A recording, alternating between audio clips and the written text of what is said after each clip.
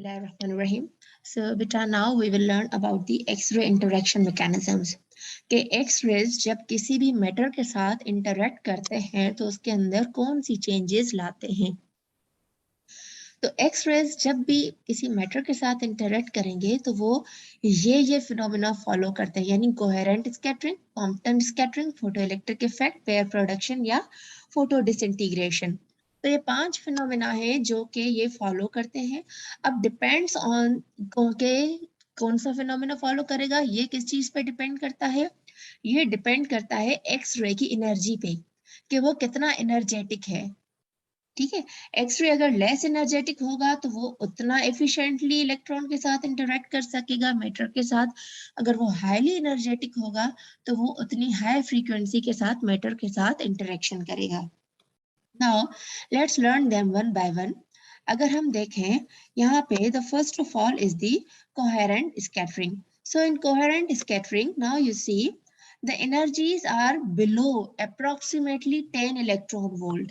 ये कहा जा सकता है कि कोहेरेंट स्कैटरिंग के अंदर लोअर एनर्जीज होती हैं एक्स-रेज की, जिनको कि समटाइम्स क्लासिकल स्कैटरिंग या थॉमसन स्कैटरिंग या रिलाय स्कैटरिंग भी कहा जाता है. इतनी ये लो एनर्जेटिक स्कैटरिंग होती है कि उसके अंदर नो आयोनाइजेशन प्रोसीड्स, यानी कि it is not energetic enough to eject out the electron from the matter. Like this, you see कि upon interaction with the attenuating medium means के मैटर किसी भी मैटर के साथ इंटरेक्शन पे क्या करते हैं, the photon यानी एक्सरे का जो फोटोन है, incident photon, does not have enough energy to liberate the electron from the bound state. अब किसी भी जब हम मैटर की बात करते हैं तो ऑब्वियसली हम मैटर के अंदर हम किसी भी एटम की बात करते हैं. जब हम एटम्स की बात करते हैं तो atom is composed of electrons, protons and neutrons. ठीक है, स्मॉल पार्टिकल्स का मेडअप हुआ होता है. तो मतलब जो भी फोटोन आके इंटरेक्ट करेगा मैटर से तो वो इनडायरेक्टली डायरेक्टली वो जाएगा इंटरेक्शन विद इलेक्ट्रॉन, प्रोटॉन या न्यूट्रॉन पे. तो यहाँ पे जब इलेक्ट्रॉन्स की बात हो रही है कि वो इंटरेक्शन जो इनकमिंग जो फोटोन है वो इतना एनर्जेटिक नहीं कि एटम में से इलेक्ट्रॉन को लिबरेट आउट कर सके. क्यों? The photon energy is well below the binding energy of the electron. तो कोई भी चीज तब ही टूट सकती है, इजेक्ट आउट हो सकती है, जब के उसका जो तोड़ने का पावर है वो उसकी बॉन्ड एनर्जी से ज्यादा हो. ठीक है, ग्लास है, ग्लास तब टूटेगा जब उस पे इतना पावर इंप्लीमेंट हो कि वो ग्लास की जो बाइंडिंग एनर्जी है उससे ज्यादा हो. अगर हम हल्के सा टच करेंगे ग्लास को, नॉक करेंगे तो ये नहीं टूटेगा. क्यों? क्योंकि उस पे जो है वो एनर्जी इतनी ज्यादा नहीं है, उसकी अपनी बाइंडिंग एनर्जी ज्यादा है और जो नॉक करने की या ठोकने की एनर्जी है वो इतनी ज्यादा नहीं है स्ट्रॉन्ग, पावरफुल. तो क्या होगा, तब टूटेगा जब हम उसको इतनी ज्यादा एनर्जी जो वो लगाए ताकि वो उसकी जो बाइंडिंग एनर्जी है उसको ओवरकम कर सके. सेम इज द केस कि यहाँ पे जो कोहेरेंट स्कैटरिंग है जस्ट लाइक अ नॉकिंग, कि वो नॉक आउट करता है किसी इलेक्ट्रॉन को, किसी एटम को, तो वो जस्ट उसके अंदर डिस्टरबेंस तो क्रिएट करता है लेकिन उसके अंदर इतनी सफिशिएंट एनर्जी नहीं होती कि वो उसमें से इलेक्ट्रॉन को इजेक्ट करे और एज अ रिजल्ट एटम को आयोनाइज करे. ठीक है, जब इलेक्ट्रॉन इजेक्ट होगा तो यकीनन आयोनाइजेशन होगी. There is no energy deposition and thus no dose resulting from the coherent scattering. Now you see the only change is a change in direction of the scatter of the photon, hence unmodified scatter. क्या होगा, जो incoming electron होगा वो atom के साथ strike करेगा और just उसकी डायरेक्शन चेंज हो जाएगी, लेकिन वो एटम के अंदर कोई भी चेंजेस लाने के काबिल नहीं होगा क्योंकि उसकी एनर्जी कम है. अभी हम देखते हैं वीडियो में उसकी ज्यादा क्लियर एक्सप्लेनेशन में आपको दिखाती हूँ. सो coherent scattering is not the major interaction process encountered in radiography at the energies normally used. ये ज्यादातर रेडियोग्राफी में यूज होता है. coherent scattering varies with the atomic number of the absorber. जो एब्जॉर्बर यहाँ पे कहा जा रहा है एटम को या मैटर को, तो उसके एटॉमिक नंबर पे डिपेंड करता है. Now you see here that the incident Lambda is the wavelength of the incident photon that is equals to wavelength of the scattered photon.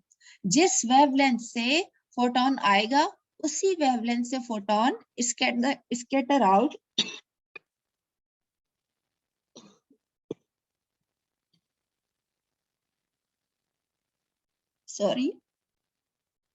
Scatter out या emit out हो जाएगा, यानी emit out भी नहीं होगा। Emission is the process followed by absorption, यानी absorption के बाद एमिशन होती है, लेकिन ये स्कैटरिंग है। यहाँ पे जो इंसिडेंट फोटोन आएगा वो जस्ट स्ट्राइक करेगा इलेक्ट्रॉन के साथ और डिफरेंट डायरेक्शन में स्कैटर आउट हो जाएगा। Now let's see with the help of this video. Now you see here कि ये इंसिडेंट फोटोन है, ठीक है। इसकी एनर्जी और वेवलेंथ भी आप देखें, इसने इलेक्ट्रॉन को डिस्टर्ब किया और जस्ट इसकी डायरेक्शन चेंज हुई, ठीक है। क्या किया, इनकमिंग इलेक्ट्रॉन आया, फोटोन आया, उसने जस्ट एक इलेक्ट्रॉन को डिस्टर्ब किया, जिसकी डिस्टरबेंस की वजह से उसकी डायरेक्शन में चेंज आई। जबकि अगर आप इसकी वेवलेंथ देखेंगे तो इसकी वेवलेंथ में कोई भी चेंज नहीं आ रहा, जिस वेवलेंथ से गया उसी वेवलेंथ से ये स्कैटर आउट हो गया, just there is a change in direction. So this phenomena is called as the coherent scattering. Another is the Compton effect. Now, in the Compton effect, the incident X-ray interactions with an outer shell electron. इसके अंदर क्या होगा, ये इतना powerful नहीं कि inner electrons तक जा सके, ये सिर्फ आउटर इलेक्ट्रॉन के साथ ही अपना रोल प्ले कर सकता है। और क्या करेगा कि ये जो है वो कोहेरेंट स्कैटरिंग से थोड़ा सा पावरफुल होता है, इतना पावरफुल होता है कि ये आउटर इलेक्ट्रॉन को इजेक्ट कर सके, ठीक है। लेकिन इनर इलेक्ट्रॉन को इजेक्ट नहीं करेगा, क्योंकि इनर इलेक्ट्रॉन को इजेक्ट करने के लिए हाई एनर्जी सोर्स चाहिए, हाई एनर्जी फोटोन चाहिए, ठीक है। तो यहाँ पे ये इतने एनर्जेटिक नहीं होते। क्यों हाई एनर्जी चाहिए, क्योंकि जो इनर इलेक्ट्रॉन्स हैं वो प्रोटॉन्स यानी न्यूक्लियस के ज्यादा करीब होते हैं, मतलब पॉजिटिव चार्ज के ज्यादा करीब होते हैं, तो वो ज्यादा टाइटली बाउंड होते हैं। जब वो ज्यादा टाइटली बाउंड होते हैं तो उनको तोड़ने या इजेक्ट आउट करने के लिए एनर्जी भी ज्यादा चाहिए। और इस केस के अंदर क्या है, ये इतना एनर्जेटिक नहीं कि इनर इलेक्ट्रॉन्स के साथ जाके उनको इजेक्ट आउट करे, बट इतना एनर्जेटिक जरूर है कि वो आउटर मोस्ट इलेक्ट्रॉन को इजेक्ट आउट कर सके, जो कि लूजली बाउंड इलेक्ट्रॉन होता है। और जब आउटर मोस्ट इलेक्ट्रॉन को इजेक्ट आउट करेगा तो रिजल्ट में आयोनाइजेशन ऑफ द एटम हो जाएगी, and the ejected electron is called a Compton electron और a secondary electron. Now, Compton scattering is the scattering of a higher frequency photon after an interaction with a charged particle, usually an electron. ठीक है, if it results in a decrease in energy, means increase in wavelength, अब जाहिर सी बात है जब वो electron को eject out करेगा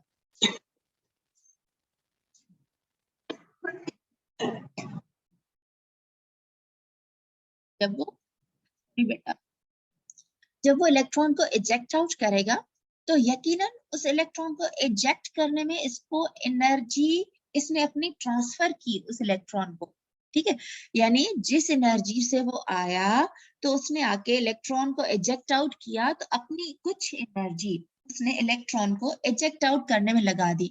जब अपनी कुछ एनर्जी इसने टोटल एनर्जी में से इलेक्ट्रॉन को इजेक्ट करने में लगाई तो उसके पास अब क्या होगा, इनिशियल एनर्जी से कम एनर्जी रह गई, ठीक है, क्योंकि बाकी एनर्जी उसने यूटिलाइज कर दी इलेक्ट्रॉन को इजेक्ट करने में। जब अब उसके पास इनिशियल एनर्जी से कम एनर्जी रह गई तो क्या हुआ कि अब एनर्जी कम हो गई तो मतलब उसकी वेवलेंथ बढ़ गई। ऐसा ही होगा ना, इनिशियली उसकी एनर्जी ज्यादा थी, उसकी वेवलेंथ कम थी। ये अभी वीडियो में मैं आपको दिखाती हूँ ये फिनोमेना भी। तो जब वो उसने एनर्जी कंज्यूम कर ली, जो उसकी रिमेनिंग एनर्जी बची अब वो एनर्जी कम है। जब एनर्जी कम है तो ऑटोमेटिकली उसकी वेवलेंथ बढ़ जाएगी। Now you see here, okay, incoming X-ray photon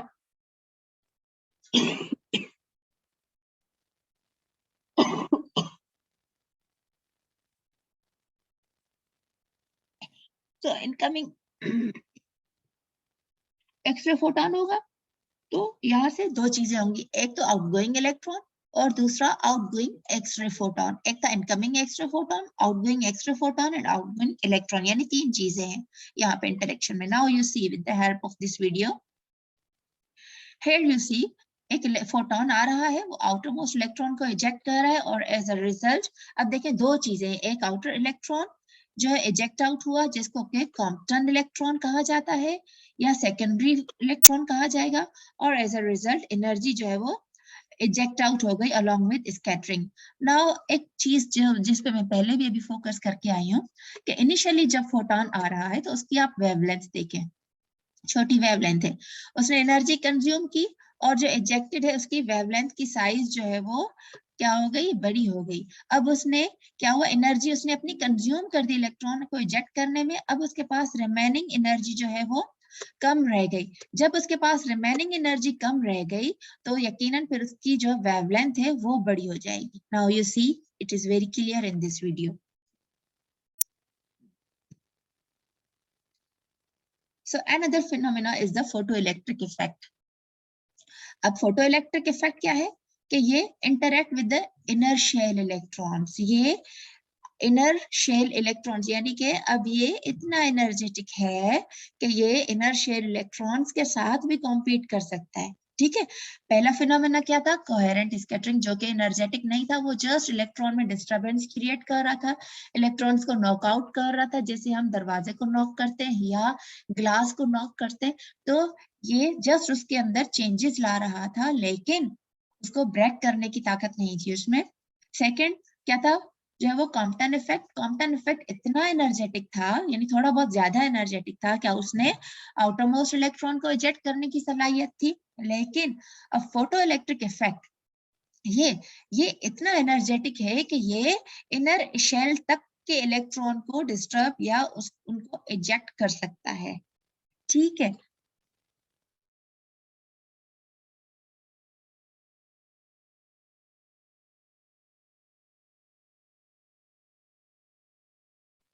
So now what happens in this case के X-rays are absorbed।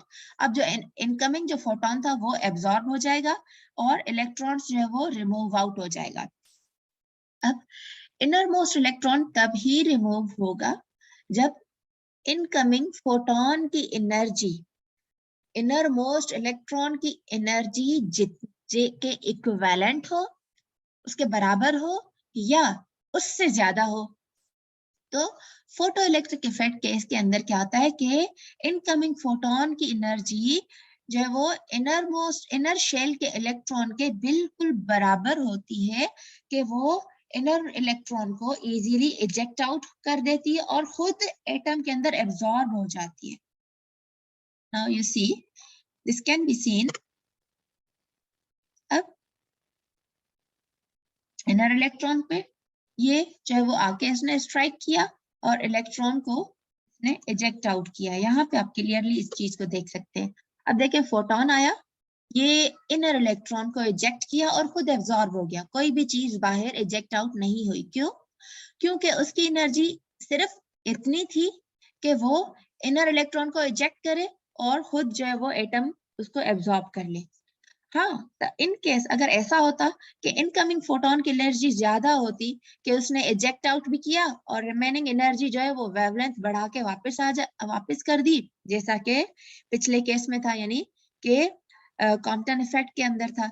लेकिन फोटो इलेक्ट्रिक इफेक्ट के अंदर ऐसा है कि वो फोटोन की एनर्जी इतनी है कि वो उसने इलेक्ट्रॉन को टोटली इजेक्ट आउट किया और खुद उसमें पूरा का पूरा कंज्यूम हो गया। कंज्यूम हो गया मतलब के एब्जॉर्ब हो गया। Now you see another is the pair production। अब ये उससे और थोड़ा ज्यादा एनर्जेटिक है। ठीक है, क्या होगा, incident electron interacts with the nuclear field. अब ये इतना पावरफुल है कि ये इलेक्ट्रॉन को छोड़ के ये न्यूक्लियर फील्ड के साथ भी इंटरेक्ट कर सकता है। देखें आप के लेवल किस तरह से इंक्रीज होती जा रही है। अब ये इतने पावरफुल है कि ये न्यूक्लियर फील्ड के साथ भी इंटरेक्ट कर सकते हैं। So the interaction between the X ray and the nuclear field, अब क्या होगा, क्या रिजल्ट आएगा उसका जब वो न्यूक्लियर फील्ड के साथ इंटरेक्ट करेगा, तो एक्सरे डिसअपियर होगा, वो खुद तो एब्जॉर्ब हो जाएगा और उसकी जगह पे क्या होगा, 2 इलेक्ट्रॉन अपीयर होंगे, मतलब एक पॉजिटिवली चार्ज यानी पॉजिट्रॉन और 1 इलेक्ट्रॉन। अब क्या होगा, जब वो न्यूक्लियर फील्ड के साथ इंटरेक्ट कर रहा है तो वो न्यूक्लियर फील्ड में से भी एक पॉजिट्रॉन और एक इलेक्ट्रॉन यानी कि आउटर इनर मोस्ट शेल का इलेक्ट्रॉन और न्यूक्लियर फील्ड का एक पॉजिट्रॉन यानी पेयर में ये प्रोड्यूस करते हैं, इसीलिए इसको पेयर प्रोडक्शन कहा जाता है। यानी पिछले केसेस के अंदर सिर्फ इलेक्ट्रॉन्स इजेक्ट हो रहे थे या इलेक्ट्रॉन्स डिस्टर्ब हो रहे थे, लेकिन इसके अंदर चूंकि ये न्यूक्लियर फील्ड के साथ इंटरेक्ट कर रहा है तो यकीनन न्यूक्लियस के अंदर भी चेंजेस आएंगी, तो इसके अंदर फिर पेयर प्रोडक्शन होती है। फोटोन इटसेल्फ तो एब्जॉर्ब हो जाता है, लेकिन जो है वो, अब देखिएगा कि photon itself will get absorb और पेयर में एक प्रोडक्शन करता है। एक होती है आपकी न्यूक्लियस के यानी पॉजिट्रॉन और एक जो है वो इलेक्ट्रॉन, इनर मोस्ट इलेक्ट्रॉन। ठीक है, ये जो है वो 2 चीजें इजेक्ट आउट करता है पेयर की फॉर्म में, इसलिए इसको पेयर प्रोडक्शन कहा जाता है। Another one is the photo disintegration. अब ये उससे भी ज्यादा highly energetic है, occurs with X-ray energies above 10 mega electron volt. ठीक है, तो ये क्या होगा, ये डायरेक्टली न्यूक्लियस पे जाके हिट करेगा, is raised to an excited state, nucleus excited state में चला जाएगा and instantly emits a nucleon or other जो है वो न्यूक्लियर फ्रैगमेंट, जिसको के इसमें फोटो डिसइंटीग्रेशन कहा जाता है। और इसके अंदर जो न्यूक्लियर जो हम केमिस्ट्री पढ़ते हैं यानी न्यूक्लियस की डिसइंटीग्रेशन, फोटो डिसइंटीग्रेशन, वो ये रेज कॉज करते हैं। ठीक है, लाइक दिस नाउ यू सी कि फोटोन आया, पूरे न्यूक्लियस को उसने डिसइंटीग्रेट कर दिया, तोड़ दिया। क्यों? क्योंकि वो हाईली एनर्जेटिक है। ठीक है, तो न्यूक्लियर पावर या जो बॉम्बिंग वगैरह होती है, जो भी न्यूक्लियस के फिनोमिनास है, वो सारे के सारे इसी फोटो डिसइंटीग्रेशन के थ्रू होते हैं। अंडरस्टैंड? सो नाउ यू सी कि ये एक कलेक्टिव वीडियो है जिसके अंदर पांचों के पांचों फिनोमिनास एक साथ कंपाइल किए गए हैं। नाउ यू सी हियर कि first one is the coherent scattering, not energetic enough, just disturb the proton electron and eject out with the same wavelength. Another is the Compton effect, eject out the outermost electron and remove and moves as a with low energy and high wavelength. Third one is the photoelectric effect, absorb itself and eject the innermost electron. And another one is the pair production, which produce interact with the nuclear field and produce paired electron and the positron. And last one is the photo disintegration, जिसके अंदर पूरा का पूरा nucleus disintegrate हो जाता है। तो ये 5 फिनोमिनास हैं जो कि एक्स रेज जो वो कॉज कर सकते हैं, depends on the nature and energy and wavelength of the incoming photon, कि किस एनर्जी का इनकमिंग फोटोन है, किस वेवलेंथ का इनकमिंग फोटोन है, और वो इनमें से कौन सा मेथड फॉलो कर सकता है। ठीक है, so this is about this lecture. Thank you.